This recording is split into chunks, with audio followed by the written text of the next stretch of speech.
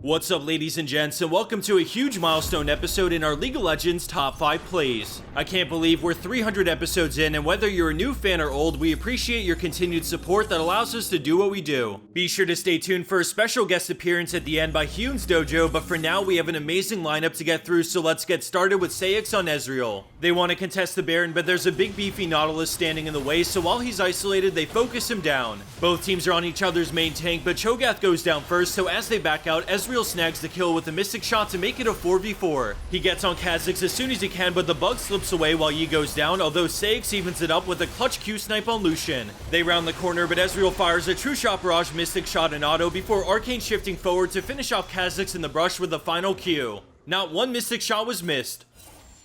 Our next play comes from Baèkho and Jarvan, clutching it out with his two teammates even though they're severely outnumbered. The enemy team is pushing up and land Temper Fate onto Orianna so they can walk up and hit the tower. Jarvan sees an opening to EQ Flash on 2 into the Shockwave Cataclysm and Last Breath to instantly burst him down. He Qs back to the flag he placed before to knock up Gragas as his Yasuo finishes off Azir, and now all that's left is the poor Bard. Despite being behind in kills in a lot of structures, Jarvan decisively pulls the trigger on this engage, and it pays off big time with the clean ace in a high diamond game. Moving along, and into third place, we have the unlikely duo of Leona and Galio taking the enemy base by storm. Arikakios is moving in with their team, but very quickly we see her allies start to fall, leaving them in a 2v5. Galio lands a 3-man taunt chained into Leona's solar flare for the triple stun and Eclipse for huge burst damage. She sticks to Tryndamere like glue because his ult is about to run out, landing the stun as he spins away, which allows Galio to get in range to flash taunt. After the kill, they both fall back, but when Ezreal commits with Arcane Shift, they both simultaneously turn, locking him down in Galio's Q as red buff gets Leona the quad. Leona doesn't have anything to help Galio, so sadly one of her heroes go down, but she tags Evelynn with red buff, allowing her to connect the Zenith Blade into stun and start bopping Evelynn with auto attacks to chip away at her health bar. With Eclipse damage charging up, Evelynn is forced to Zhonya's, but that seals her fate as arikakios takes the pentakill and inhib right after.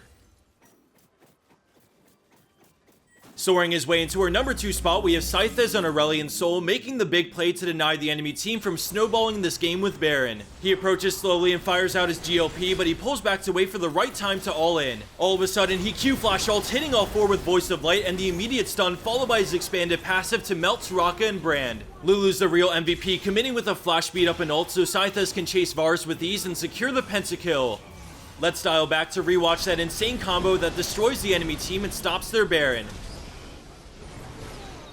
And for our number 1 pro play for this week, we have a fantastic setup by my bigbean on Bard, but the execution is beautiful by his entire team. Ivern's in trouble, so they come to the rescue, but Bard sees the opening to land a massive Tempered Fate at the same time Cassio ults, putting both teams in a huge standoff. Orianna's ball is positioned close to the enemy team, and she's already in range to center it. Bard landed the ultimate from before, but he still has Cosmic Binding to offer for the double stun before he gets sucked up by Kallista's ult. Fate's Call will give Bard a way to follow up on Orianna's Shockwave to provide an extra layer of CC so the rest of the team can get in there and deal damage. Now that we've showed a little bit of foreshadowing, let's bring it back to that moment where the Tempered Fate lands and the standoff begins. The ball moves in for the 5-man Shockwave, followed by Fate's Call for a second knockup on the entire team as Bard's crew sweeps through for the clean ace. Rarely will you ever see moments like that happen in League, but you have to give it to Bard's team. The split-second synergy and follow-up was beautiful. And for our bonus, we have Device L on Lee Sin with some overall interesting gameplay. All calculated, of course. I'd love to welcome our special guest for the episode, Hyun's Dojo. Take it away. Extend your senses.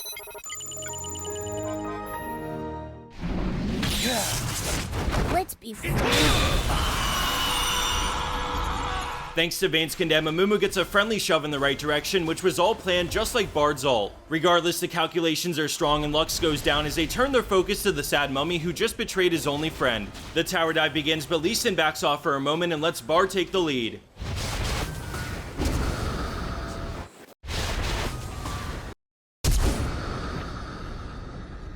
Bard gets stuck in the base for a quick second, but he gets out as his team scores another kill. I don't know what it is about this play, but there's just so many epic moments created out of nowhere. Everything from the fail kick that's rerouted, the flash backwards, and even the Bard ult just in time to do nothing.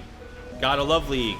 Thanks again to everyone for all your love and support, and a special shout out to Hyun's Dojo for the hilarious animation. If you guys haven't heard of them, check out their YouTube channel on the screen or visit the description box for their website. They've made some extremely iconic videos in the league scene, and their content is overall amazing, so I'd highly recommend it. One last thing before we sign off, there's a special video coming out in about 24 hours to celebrate our top 5 series, so keep your eyes peeled for that. Thanks again for watching and have a wonderful day.